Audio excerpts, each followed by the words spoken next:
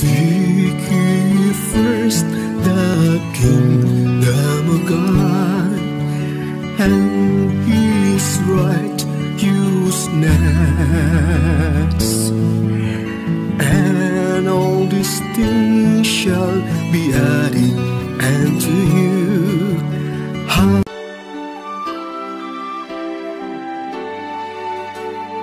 God will make a way where there seems to be no way. He works in ways we cannot see. He will make a way for me. He will be my guide.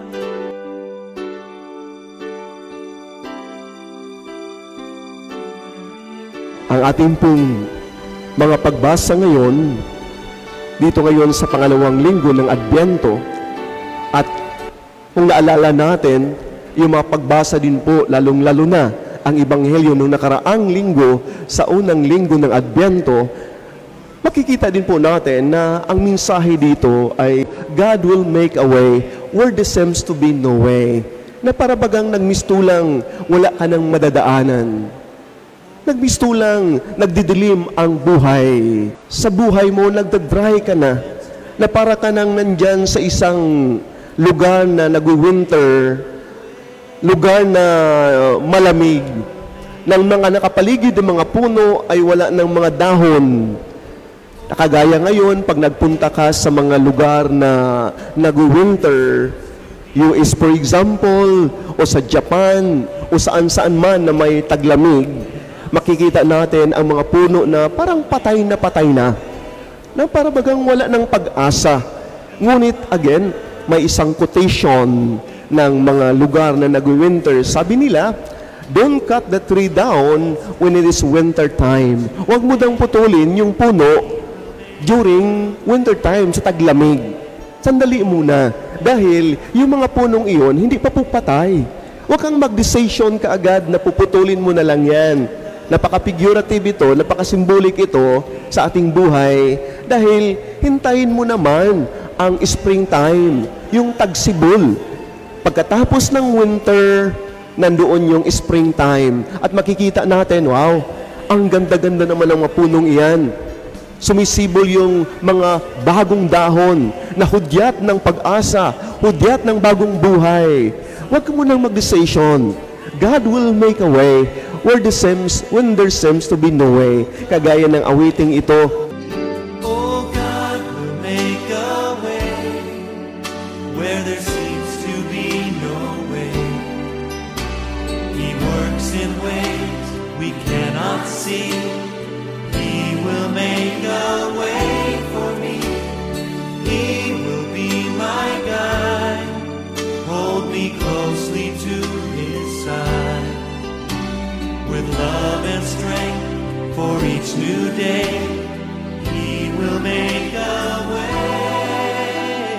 He will make a way. Napakaganda po dahil again, may mga pagkakataon sa buhay natin, nagde-decision tayo out of our kadiliman, sa mga dinadaanan natin sa buhay, nasasaktan tayo, nagkakaroon ng failure yung mga ginagawa natin, na mistulang hindi tayo naging successful sa buhay, na doon kinokontrol tayo ng emosyon natin, at sabi natin, wala nang pag-asa tong buhay na ito, wala na, hindi na ako makatawid pa dito, hindi ko na makita ang liwanag. Sandali muna, kagaya ng isang winter time, i-embrace mo ang panahong iyon, i-appreciate mo yung time na yon, makipag-isa ka, at hintayin mo, pag nilay-nilayan mo, kagaya ng Adbyento natin, isang panahon sa ating lahat, na pag nilay-nilayan natin, ano bang ibig sabihin ng Adbyento? Hindi ko magsasabi na Adbyento ngayon, magawa ako ng Lenten time, Lenten season. Hindi po. Hindi, i-embrace natin, yakapin natin yung panahong ito, and wait. Huwag kang mag-decision ka agad. Hintayin mo ang Kapaskuhan. Ang Kapaskuhan, ang kapanganakan ng ating Panginoong Kristo. Di ba nakikita natin yung nakaraang linggo yung Ebanghelyo doon, na mawawala ang sikat ng araw. Hindi na magliliwanag ang buwan. Malalaglag ang mga bituin. Talagang nandun yung kadiliman. Nakakatakot. Ngunit, sandali muna. Sinasabi ng Ebanghelyo, darating sa alapaap ang anak ng tao, ang anak ng Diyos na taglay ang kapangyarihan. Di ba napakaganda yun? Imagine, nandun yung kadiliman. Ngunit, sa kadiliman na natatakot tayo. Ano nang mangyayari sa buhay natin? Ngunit, sandali muna. God will make a way where there seems to be no way. Lilitaw ang Diyos. Magpapakita ang Diyos. Yan ang promise ng Panginoong Diyos sa atin. Dahil ang pagmamahal, ang totoong pagmamahal ay hindi man kaya nakakalimutan yung kanyang minamahal. Ang totoong pagmamahal ay naghanap ng paraan. Kaya niyang ialay ang kanyang buhay para sa kanyang mga minamahal. Kagaya sa inyong mga magulang, di ba? Kayo mga magulang, sa inyong pagmamahal sa inyong mga anak. Pag nakita nyo lang naman, o pag nakita nyo ang inyong mga anak na may sakit, o yung asawa mo may sakit, naghahanap ka ng paraan. Kahit pa mahirap, ngunit naghahanap ka ng paraan. Kahit pa man walang pera, dalhin mo yun sa ospital. Dahil, yun nga, hindi mo kayang matiis yun. Hindi bali na kung ikaw wala. Kung may ibang ang mga magulang, pag nakasakit yung kanilang mga anak o may asawa, nakasakit yung kanyang may bahay o kanyang asawang lalaki, sabihin niya sa sarili niya, sana ako na lang nagkakasakit, hindi lang ikaw. Diba? Siguro, ganun din po sa atin ng Panginoong Diyos. Na binambutin niya, may pagkaloob niya ang kanyang kaisa-isang anak, ang ating Pasukristo, for God so loved the world that He gave His only Son, para sa pagmamahal sa atin, para mapapadaman niya kung sino tayo. Kahit naman nagdadalim ang ating mga paningin o ang ating buhay, ngunit alalahanin natin na hindi kaya ng Diyos na pababayaan tayo. At ngunit makikita natin sa Ebanghilyong ito, sa awiting ito, na yes, ang Diyos nagbibigay ng daan na parang pawang wala nang madadaanan tayo. Ngunit mayroon tayong partisipasyon. Hindi po tayo na walang gagawin na lamang. Hindi po tayo, pag nandyan ang Diyos na bibigay ng mga biyaya, para tayo nagiging huwan tamad tayo. Hindi pwedeng nandyan na lang tayo sa ilalim ng punong bayabas, na hintayin na lang natin, kahit hinog na yung bayabas, hintayin ko na lang malaglag ang bayabas na yan. Wala kang gagawin. Higa-higa ka na lang doon. Hindi ka maghanap ng estratehiya at pamamaraan kung paano mo makuha yung bayabas na yun para makakain mo yun, para hindi ka na lang maghintay doon. Baka hindi pa yan, mamamatay ka na lang, hindi pa yan malalaglang ng bayabas na yan. Maghanap ka ng paraan. When there's to be no way, nandyan ang Diyos, talagang nandun yung partisipasyon natin. Nandun yung paggawa din po natin. Yun nga, ang sabi baga ni Pope Emeritus, Pope Benedict, sabi niya, sa ating pananampalataya, na ating pananampalataya is a human response to the God who loves us first. Ng ating pananampalataya, isang tugon lamang sa isang Diyos na nagmamahal sa atin. Kailangan pa nating tugunan. Hindi lang pala ang Diyos ang magagawa o gumagawa sa partisipasyon niya, tayo din po pala, hinikaya tayo. Ngayon, napakaganda po ang Ebanghelyo natin. Dahil makikita natin that there is no way, but it seems to be there is no way, but God naghahanap ng paraan. Naghahanap ng way para mapapadaman niya ang kanyang pagmamahal. Tingnan natin yung Ebanghelyo natin. Ang Ebanghelyo natin, napakinggan natin yung 7 tauhan. 7 tauhan sa Ebanghelyo natin. Anong sinasabi dito? Sa Ebanghelyo, sinasabi, noong kapanahunan ng Emperor Tiberio, Emperor makapangyarihan, si Poncio Pilato, napapakinggan natin yung pangalang itong Poncio Pilato, nung si Jesus ay nililitis, at tinanong siya, ikaw ba ay hari ng mga Hudyo? No, sabi ni Pilato, makapangyarihan. At dito pa, sinasabi dito, pangatlong tauhan dito, si Haring Herodes. Matibay ito si Haring Herodes din. Napakinggan natin, very cruel itong leader, yung haring ito, si Herodes. At ang kapatid naman niyang si Felipe, sa lupain ng Titoria, Trachonite, talagang makapangyarihan. At si Lisanias at Tintriarca naman. So makapangyarihan din. At may dalawa pang makapangyarihan dito, sina Anas at Caiphas. Sino itong mga Anas at Caiphas na ito? Di ba sa panahon ng tayo ay nagdiriwang ng Good Friday, Biyernes Santo, napapakinggan natin itong dalawang tauhang ito, na sila yung dagdala kay Jesus para lilitisin.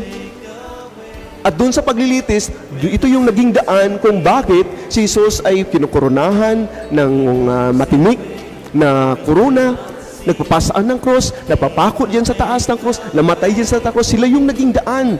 So talagang mas may makapangyarihan. Ngunit, titingnan natin, nandun yung imahen ng mga makapangyarihang tao, ngunit doon sa ilang na puok, nandoon din po si Juan. Nandoon yung kaharian ng mga makapangyarihan, ngunit doon sa disyerto, nandoon si Juan. Si Juan. Anong suot ni Juan ngayon doon sa ilang na puok? Balat ng kamilyo. Anong kinakain ni Juan? Ang kinakain niya, balang putyukan. Yung honey lamang ang kanyang kinakain. Napakainit, napakatahimik na lugar. Hindi kagaya nung hakarian. Nandun na sa kanila lahat ng mga sundalo. Ngunit si Juan, wala. Titingnan natin, sinasabi ng Ebanghelyo ngayon, ang salita ng Diyos, saan namumutawi o saan lumalabas ang salita ng Diyos? Doon ba sa kaharian? Hindi. Doon kay Juan, sa ilang na puok. Diba? Napakaganda. Ang paghahari ng Diyos ay hindi yung haring powerful, kundi ang paghahari ng Diyos sa isang taong mababa ang kalooban. Simple. Diba magandang titingnan natin ito sa paghanda natin sa Kapaskuhan? Kung titingnan natin, pagpupunta tayo sa Divisoria, kagaya na aking seminaryan nung nakaraang araw, dahil may party kami, Christmas party doon sa mga kabataan sa squatter doon sa Manila, at bumibili sila ng mga bibilihin nila doon sa Divisoria para doon sa mga bata. Sabi na aking seminaryang isa, Mother, naku, parang hindi na kami makadaan sa Divisoria. Ang daming mga tao na naghanda, nagbibili ng ano-ano na lang mga binibili nila, at parang wala ka nang madadaanan. Sobrang dami. At sabi ko sa kanya, anong lesson mo? Anong natutunan mo dyan? Sabi niya sa akin, Father, oo nga, ang paghanda, hindi man talaga ganyan. Hindi man talaga nakapokus tayo sa mga material na bagay. Ang paghanda natin sa pagdating ng ating Paiso Kristo, hindi man talaga yung mga material na bagay ang pinaghandaan natin. Anihin mo man, nandyan na sa iyo lahat. Nandyan na sa iyo lahat na para sa Pasko. Ngunit, hindi naman kayo magkasundo ng iyong mga mahal sa buhay. Hindi naman kayo magkakausap doon sa mga kapitbahay mo. Sa asawa mo, magkasalubong kayo, hindi naman kayo nagtitinginan. Yes, nandun sa lahat. Ngunit, again, yung mensahe ng Kapaskuhan, wala man sa'yo dahil wala kang ginagawang hakbang. Diba? Napakaganda yung ipangitain sa Ebanghelyo natin. Nandoon yung mga kapangyarihan, ngunit ang salita ng Diyos hindi man doon. Dahil yung makapangyarihang iyon, nandun yung cruelty, nandun yung pride. Nandoon yung kami ang makapangyarihan, kami ang may-ari ditong lahat na ito. Ngunit si Juan Bautista nandun sa ilang na puok. Anong mensahe doon ni Juan Bautista? Bakit nandun sa ilang na puok? Nandoon sa ilang na puok si Juan dahil pinapaalala niya sa mga taong ito na galing kayo doon sa Ehipto. At doon sa Ehipto, naging slave kayo. Naging alipin kayo ng mga Egyptian.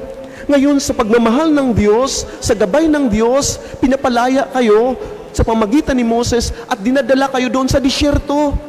Alalahanin nyo yung disyertong iyan na dyan kayo natututo, dyan kayo namulat kung paano kayo ginagabayan ng Panginoong Diyos. Ngayon, nandyan na kayo sa kaharian, nakakalimutan na ninyo ang Diyos. Nakakalimutan ninyo kung sino nagdala sa inyo papuntang promised land, sa lupang pangako, sa kaharian na yan. Nagpapaalala si Juan Bautista sa mga taong ito sa pagmamahal ng Diyos na unahin natin, maging sentro sa atin ang Diyos. Yun nga, paalala din po ito sa ating lahat.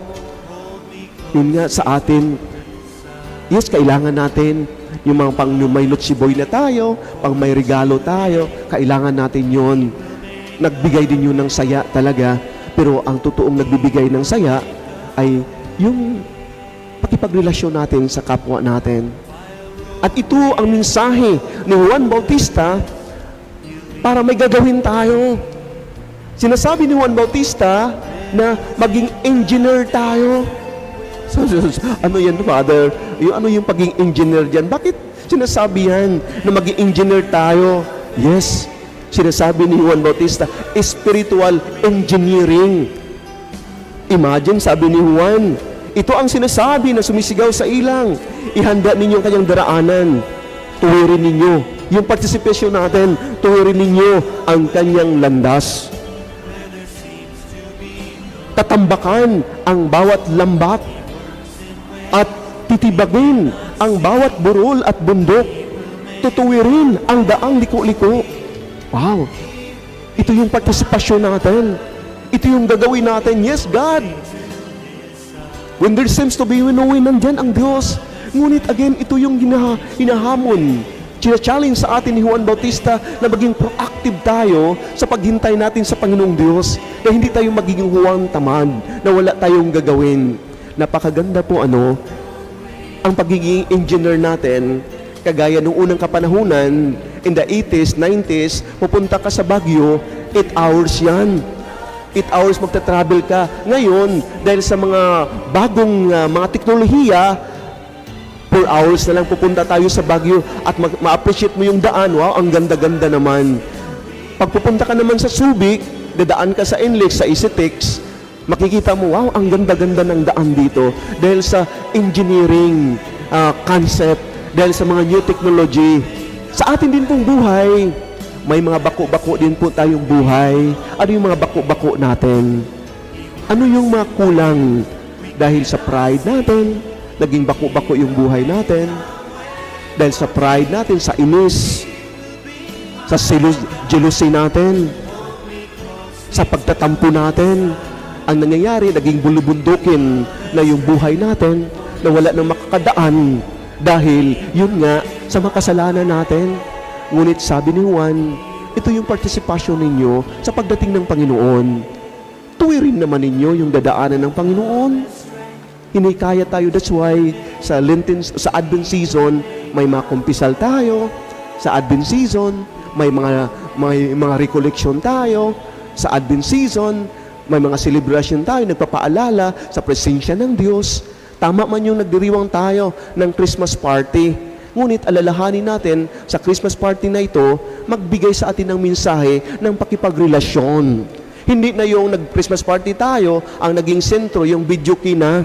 Instead na makipag-usap tayo, ang ingay-ingay ng mga video key, wala na tayong panahon na nagsisigawan na tayo doon. Ang instead na awitin natin, God makes a way, ang inaawit natin, my way na.